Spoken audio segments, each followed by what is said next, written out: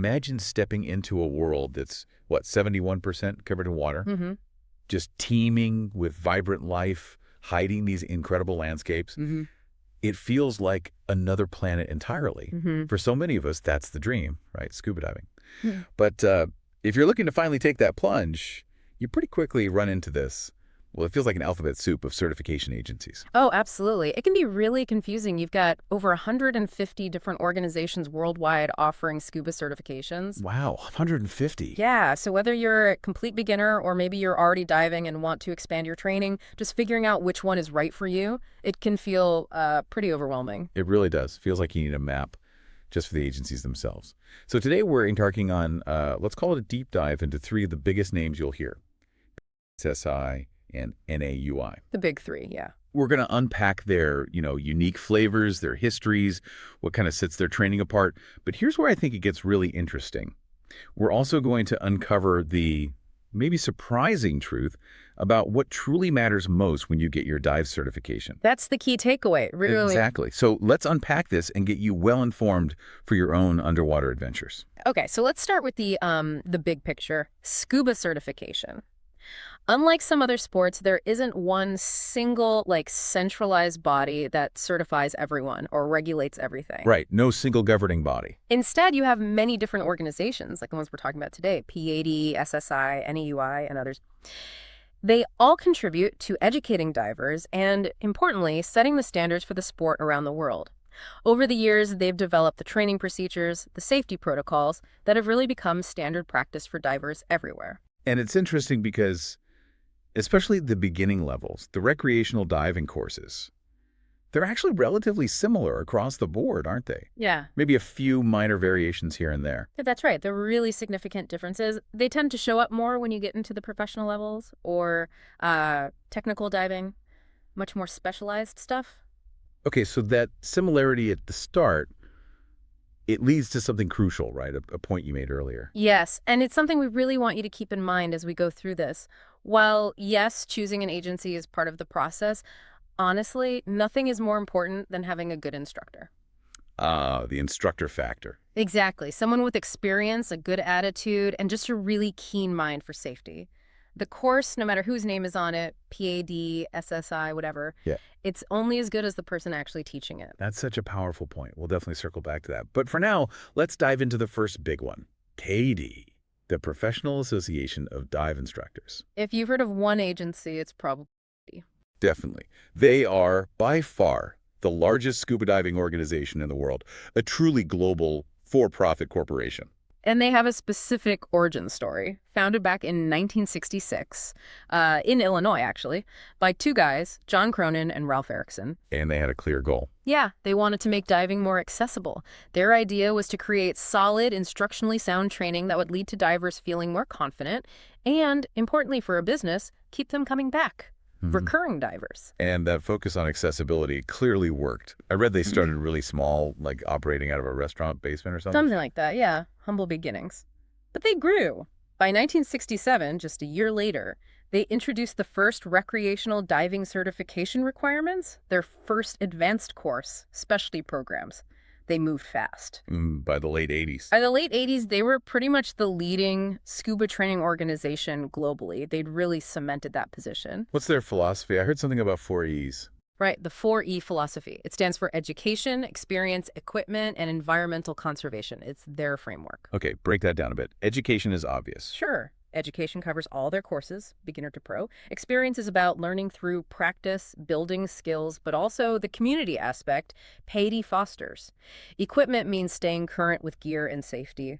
And environmental conservation. Yeah. Well, that's become huge. Yeah, you mentioned Project Aware earlier. Exactly. PADI established Project Aware, the global ocean conservation movement, back in 1989.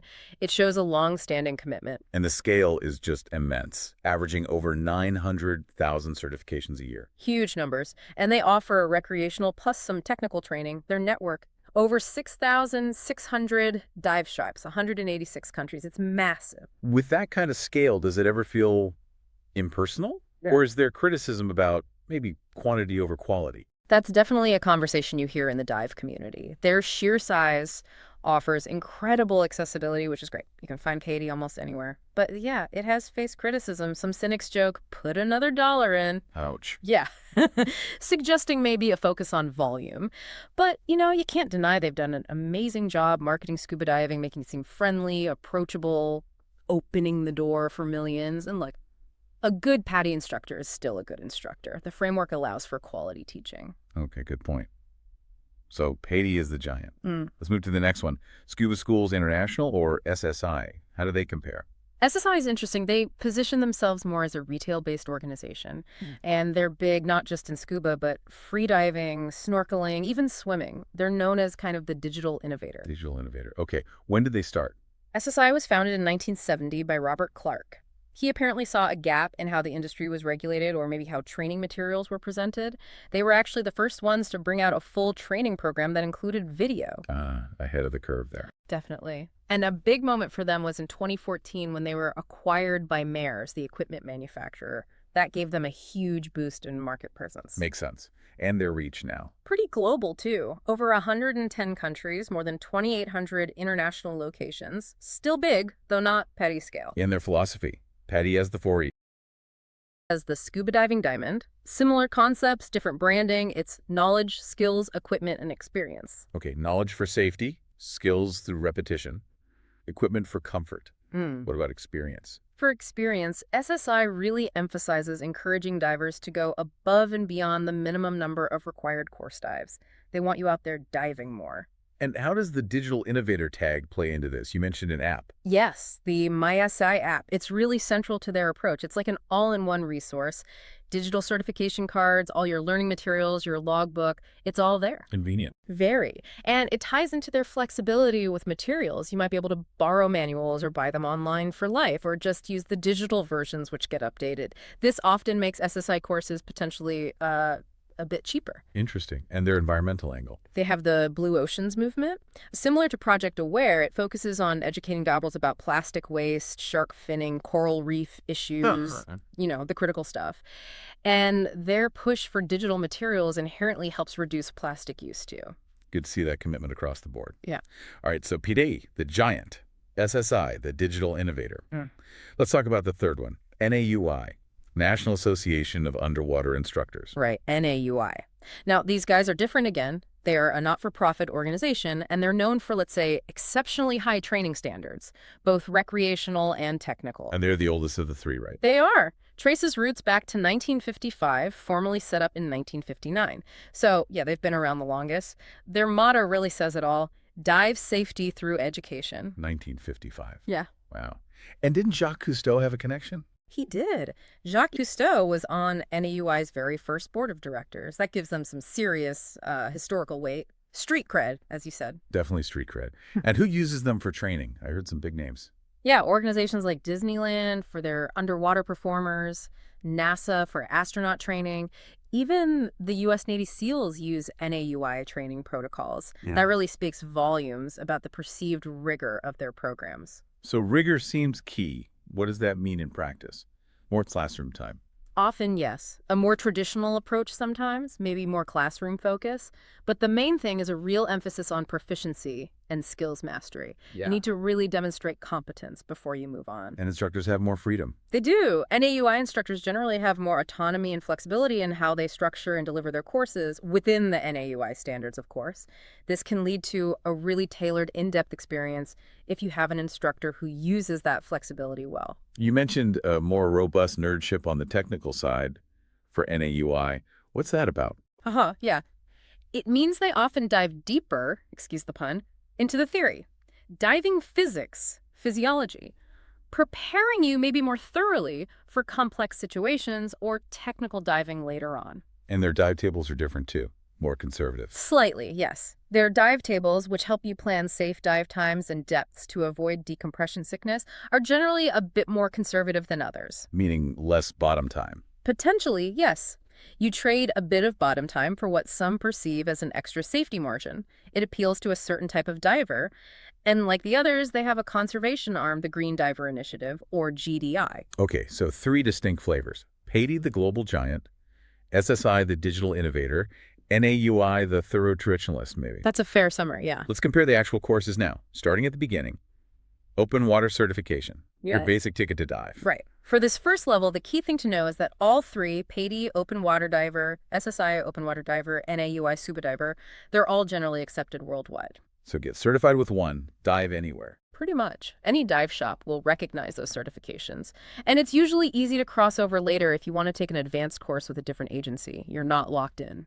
They all certify you to the same depth initially, 60 feet, 18 meters. Generally, yes, that's the standard recreational limit for entry level, but there is a notable difference in the training itself, particularly with NAUI. Oh, what's that? NAUI's entry-level course, their scuba diver course, requires students to practice retrieving an unconscious diver from, I think it's 10 feet or 3 meters. A rescue skill, right from the start. Exactly. A potentially life-saving skill. PADI's open water course, for instance, doesn't mandate that specific skill practice at the entry level. It comes later in their rescue diver course. Huh. That feels significant. I can see why that might appeal to some, like the Navy you mentioned. It's definitely a differentiator that attracts certain divers and organizations looking for that early emphasis on rescue capability. Okay, what about moving up? Advanced courses. Do the paths diverge more there? They do, yeah. The requirements and outcomes start to differ more noticeably. For example, PADI's Advanced Open Water Diver, that requires 5 open water dives. 2 are compulsory deep and navigation, and then you choose 3 others. It certifies you to 100 feet or 30 meters. And NEUI is equivalent. NAUI's Advanced Scuba Diver requires 6 open water dives. 3 are compulsory, deep, navigation, and a night or low visibility dive. And it certifies you deeper to 130 feet or 40 meters. So one more dive required for NAUI Advanced includes a night dive and gets you certified deeper. Correct.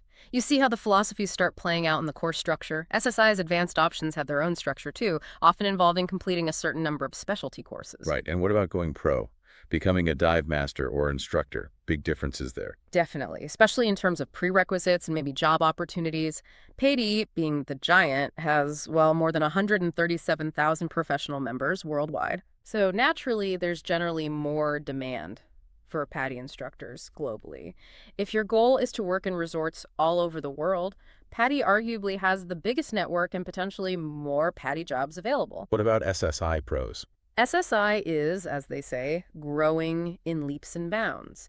And interestingly, we've heard that right now there are more SSI jobs than there are instructors available in some regions. That could be a real opportunity. Good to know. And SSI is known for making it easier to cross over. Yes, they generally have a reputation for allowing instructors from other recognized agencies to cross over into the SSI system quite seamlessly, which is a big plus for professionals seeking flexibility. And NAUI on the pro side. More rigorous again. That's the reputation.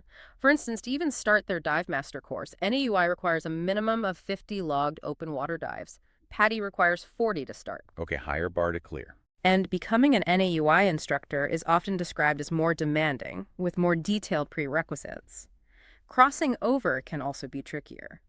A NAUI instructor wanting to become PADI usually has to take the entire PADI instructor development course, the IDC, which is like 10-14 days long. Whoa, that's a big commitment. It is. Whereas a PADI instructor crossing over to NAUI might find it a bit more straightforward, assuming they meet NAUI's specific certification and experience requirements. Okay, so lots of differences in history, philosophy, digital approach, course specifics, pro pathways. Right. We've covered a lot of ground comparing the agencies. But now we come back to that point you made right at the start, the thing that experienced divers always seem to emphasize. Exactly. After all this comparison, the kind of shocking, or maybe not so shocking, real truth of it all is that the quality of your instructor often matters more than the specific agency they represent. It really is the ultimate differentiator, isn't it? You talk to divers who've been around. And they'll all tell you stories. I had this amazing instructor who made everything click, or yeah, I had this mediocre one who just read from the book and left me feeling unsure. And that can happen under any agency banner. It's not about the logo on the shirt, necessarily. Not primarily, no. It's about the instructor's passion, their real-world experience. They share the little tips and tricks you won't find in any manual. It's the depth of knowledge, the personal care they take. That's what builds your skills and your confidence. And just how you connect with them, right? Their teaching style, their personality. Absolutely. Yeah. It's about how you mesh. Hmm. An instructor might be technically brilliant, but if their teaching style doesn't work for you, it's not the best learning environment. That personal connection is so important. So the agencies provide the structure, the curriculum, the standards, which are important. Crucial framework, yes. But it's the individual instructor who breathes life into that material, who ensures you're not just checking boxes, but actually learning and becoming a safe, competent diver. Your choice of agency might influence maybe the local dive community you join or align with certain interests like technical diving with NAUI versus maybe more recreational focus with PADI. Sure, those things can play a role. But the core experience, the foundation of your diving skills, that comes down to the teacher. Okay, one last practical point. Mm. Cost. Does agency choice affect a price tag much? It can, yeah. PADI, being the market leader, sometimes their courses might cost a little more. Part of that can be requirements to buy the manuals outright or fees for things like replacement certification cards. But their scale also makes diving more accessible overall, arguably. That's the flip side. Their huge presence has likely helped grow the market, create competition, and ultimately made diving accessible to more people than ever before. And SSI, you mentioned, can be cheaper. Often, yes.